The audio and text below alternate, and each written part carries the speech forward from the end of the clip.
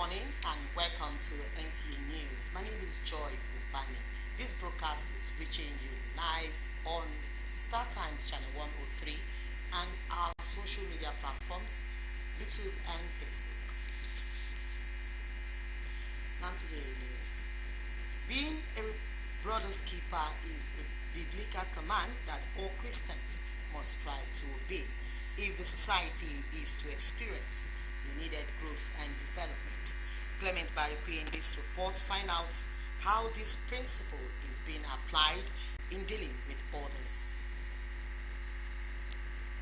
If I see my brother in need and I don't provide, and like the Bible says, okay, just go and get warm and go and get blessed, then I am not indeed a child of God. Love one another is the most simple and profound counsel of the inspired writer John. Though the statement may appear short, God is using it to show Christians how to be a keeper, what caring things to do, and what to think about one another. In fact, the whole idea of being a brother's keeper comes up very early in the Bible, and it comes up under some bad circumstances, the murder of Abel by his brother Cain. This, however, does not imply that being a brother's keeper relates to only one's biological relations. To be your brother's keeper means that you have duties, obligations, and responsibilities towards other people. So to be a brother keeper, therefore, is to be an agent of extending God's will in your life. And God's will, the first idea of God's will, that God wants us to be like Him. You must be able to keep yourself first before you are able to keep your brother, because the Bible says, love your neighbor as yourself. That means you already know how to keep yourself. And I want to say that any Christian does not have a personal relationship with himself before and then with God cannot have a good relationship with the neighbor. Most of the times, the crimes, the vices in the streets in our societies because of this lack of love. For Pastor Tony Mfon of the Charismatic Renewal Ministries, being your brother's keeper is one way of demonstrating your responsibility as a practical Christian. There are some that have, what we call the Christian heart, and they are out there for each other. But there are some that are on their own. Naturally, everything is theirs and all of that. But they're harming themselves, and they're not showing for the beauty of Jesus. A simple phone call when someone is down, a message of hope when all hope is lost, and a little arms can do the magic and shows that indeed you are your brother's keeper. In Uyo, Clement Barikwi. Described as a huge sigh of relief for FCT residents as the days of hardship characterized by difficulty to access cash is now over. Rosemary Bilai, who visited some commercial banks in the metropolis to monitor compliance to the CBN directive for weekend banking aimed at dispensing cash, brings us the report. The past weeks have been tough for Nigerians due to lack of cash. The CBN's directives that banks operate on Saturdays and Sundays came as a welcome development. Visit to banks in the nation's capital reveals compliance to the directive with various amounts paid out over the counter.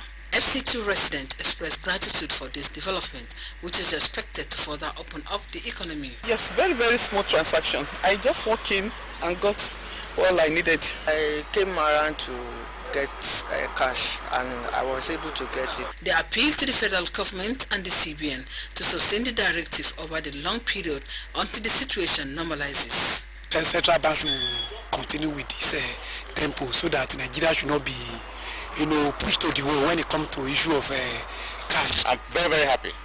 The federal government have tried, and I pray they do more. Let the money come out more than this, and Nigerians will be happy. Emeka Okengu, a development economist, commended CBN for coming out with the policy. About 2 months ago, that announced that they are putting over 80% or more of the monies that were outside the banking system, which was one of the major reasons that they embarked, on the redesign projects. It's a good development. It's a welcome development. People are happy. But also offered advice. Urging the central bank, to please think this a little bit further. Yes, you've eased pressure, but you've not solved the problem. The situation in banks today was that of jubilation, unlike previous weeks. Rosemary Motel and Bilal, NTA News. Away from that type of cultism, which has become a major social menace in Nigerians' higher institutions and society, government must prescribe and enforce stiffer penalty for perpetrators and those who abet the crime. This is the submission of the Divisional Police Officer, Federal Housing, Innocent Ayabutu, who visited NTA Calabar for a program recording Security Watch. Justin Nathan brings us that reports.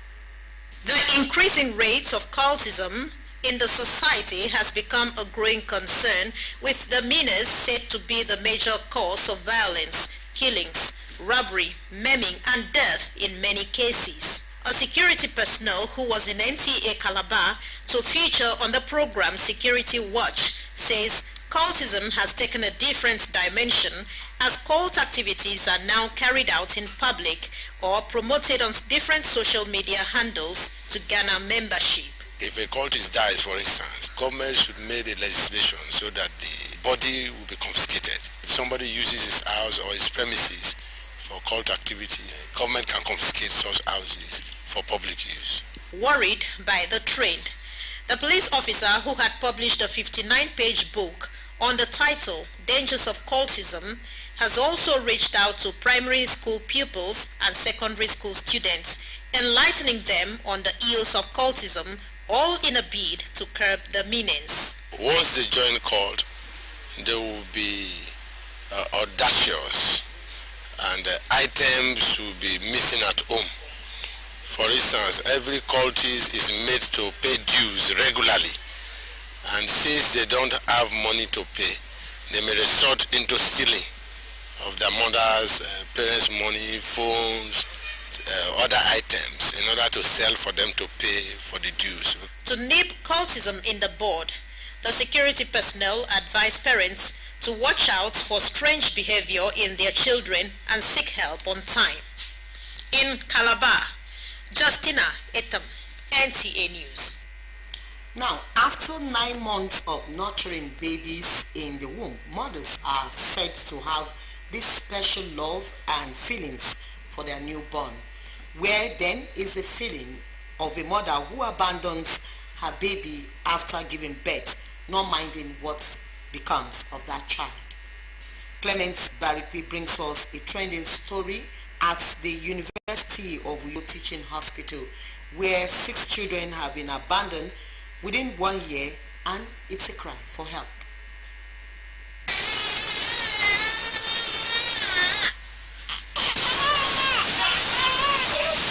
Her arrival brings joy and celebration to her family. This, unfortunately, has not been the case with many of her type, who find themselves in the care of another person simply because they were abandoned by their parents at birth. I wouldn't do a thing like that. Instead, I would look for money anywhere to pay up my bill and then go back home with my baby. It's a bad situation anyway, and I guess in situations like that, the government has to be involved. And they did not even know the destiny of these children. The University of Uyo Teaching Hospital is already having a fair share of baby abandonment. In 2022 alone, not less than 6 children were abandoned in the hospital by their biological mothers. We have been able to successfully put out some of these babies. If 1 or 2 have passed on, but I think majority of them did survive. We're able to put out these babies for adoption, and but there are still also 1 or 2 still left in the wards. Baby Gift has spent 6 years in the hospital. Her case is more pathetic because she is suffering from what medical experts call neurological disorder. Her mother dumped her at the staircase of the pediatrics ward at the age of 2 upon discovering her health condition. Baby cannot sit, cannot meet up with a developmental milestone, which may be the reason why the mother ran away and left the baby behind. So we took the baby to the state social welfare. And when we took the baby there, they saw that the baby was physically challenged. They said that they have no facility to take care of physically challenged children. So it was really, pressing on us and having to spend sometimes about 200,000-300,000 every month, just for the upkeep and, drugs for some of these babies. It was a very major challenge. I would say that, this whole issue of abandonment of babies is not something that's a bit alien to our culture. Although our visit to the teaching hospital follows the outcry by management over incessant cases of child abandonment, our curious camera lens caught another source of concern: the abandonment of patients by relatives. I thought after surgery, I will just go back due to what you've heard and make a plan to bury my wife. And now look at how I am. This has become a common happening, and the health caregivers are worried. He was supposed to go in for surgery, but because of financial constraints, initially the relatives were not even seen at all. I think it was last week when we were able to make contact with one of the sisters. Bills were made, but he's not able to foot his bills, and nobody's coming from home to see him. So he's just living from hand to mouth and with the assistance of people in here. These patients and abandoned children are not sure of where their next meals will come from.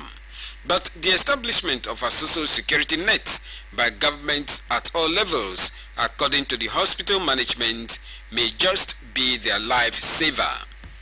In Uyo, Clement Barikui, NTA News.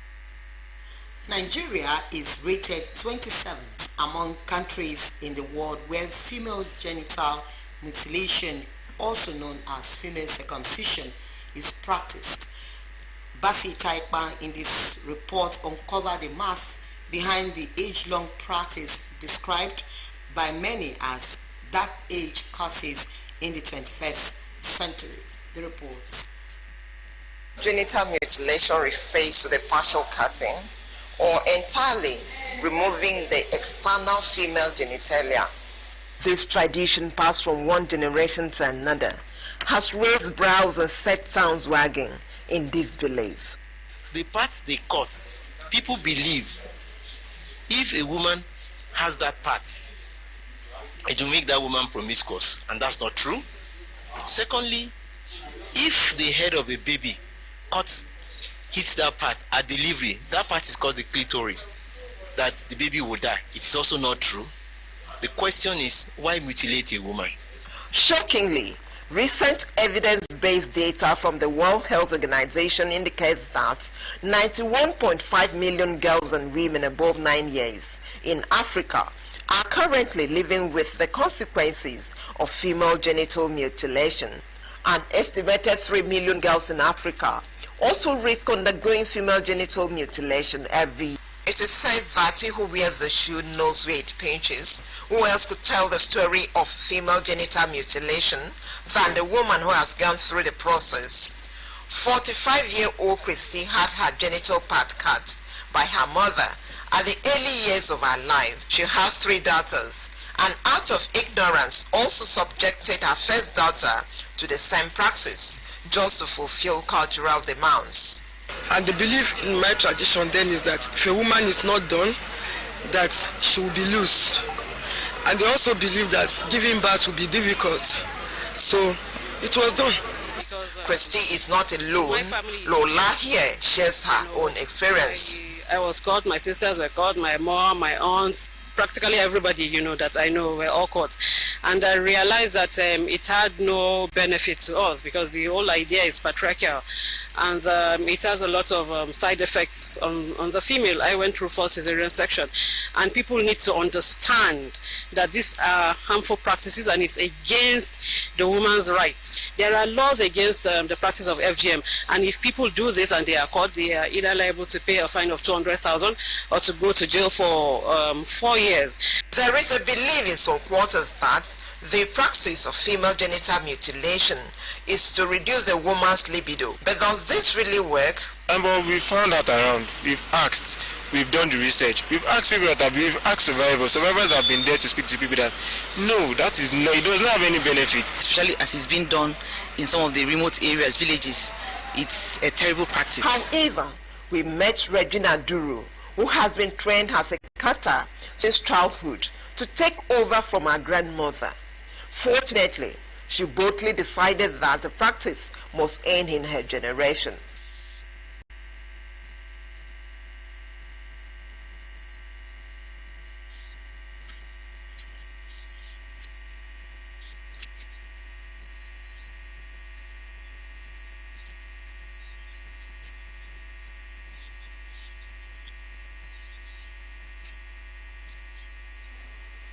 Man is an emotional being, and this therefore makes it safe to add that emotions rule man's daily lives without decision based on whether we are happy, angry, sad, bored, or frustrated. While it is not out of place to feel the way we do at a particular time, allowing our emotions to go extreme, often with unpleasant consequences. Clement Barikwe in this special report guides us through simple ways to control extreme emotions. There's this one that stuck to my head, and each time I remember, there's this emotion that keeps swelling. That happened in 2014, April 16. Back then in the city of Abuja, Nyanya precisely. The bomb blast that happened that very day. My sister was supposed to be amongst the person who passed away that day. And definitely anybody in my position will have actually burst out in rage, like, I've not paid fees, you used my money, you tampered with it.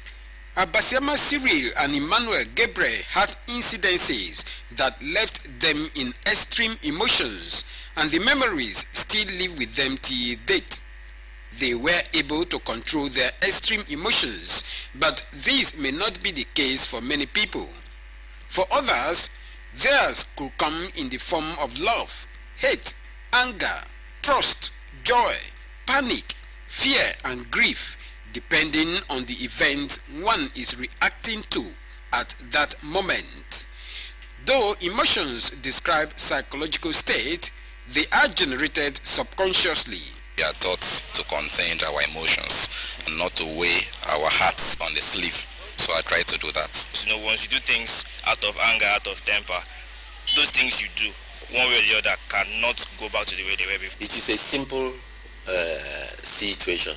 There is what we call frustration, aggression hypothesis. When there are obstacles for people to meet their needs or have their desires come to fruition, there will be aggression. Apart from physical damages to private and public property, like in the case of crisis, extreme emotions, according to experts, can lead to various health challenges. Extreme emotion, when it's too high, like you get angry, it's too aggressive, some might say it's mania. At that point, you see, you can have what's called heart attack, or you can get into hypertension. You see, outbursts of laughter, it can trigger asthmatic attack. Being easy with life's challenges, a smile at a seemingly emotional situation, regular rest and exercises can do the magic in your effort to nurturing your emotional wellness. Give this remedy a try, and it may be a great relief from the trauma of extreme emotional consequences. In Uyo, Clement Barikwe, NTA News. Periwinkles are edible seafood found in most swampy areas globally. This seafood is widely consumed by people due to its nutritional benefits, since it contains tannins that build up fluids and release inflammation. Aside from cooking various cuisines with periwinkles, research further confirms that periwinkles is a good source of protein, potassium, copper, and vitamin E. Emedi Omo in this special report unravel a story behind periwinkle and how it is being used in some parts of Nigeria, especially in Akwa Ibom State. Periwinkle, popularly called Mfi in Ibibio, Ikoto in Yoruba, and Nsam in Igbo languages in Nigeria, is an edible seafood known scientifically as Littorina littorea. Its shell is stronger and harder than snail. Species of periwinkle vary according to different water bodies. The seafood are found in swampy areas across the world. In Nigeria, most individuals in the riverine areas use periwinkle to prepare varieties of cuisines. Others extract the periwinkle from the shell to suit their taste. We cook ekpankukwo with this mfe. Like today, I want to use it in cooking my afang soup. The green part of it is giving us blood. And then the meat is very costly now, so everybody now goes for periwinkle. Even those that don't used to eat, they are trying to eat now because the cost of living is too high now.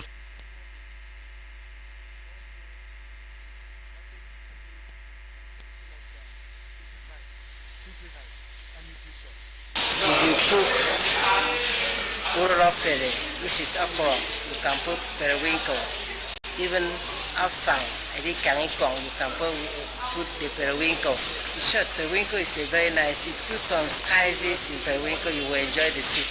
I love periwinkle so much. I enjoy it. I love putting it in every of my food that I cook, except rice. Being the most consumed seafood, traders speak on the level of patronage by consumers. I really have a lot of customer here. The market is so fine.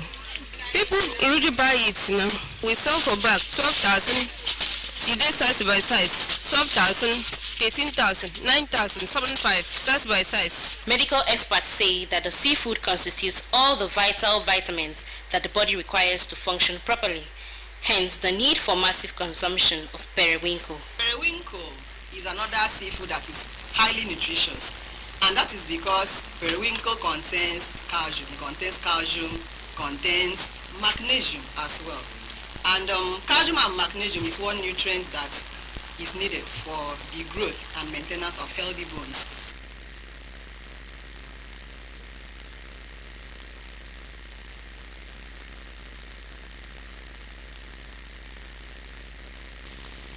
Aside from preparing delicacies with periwinkle, it is interesting to note that the shell from periwinkle is used to control erosion in the environment. In Uyo, Emedi Omo, NTA News.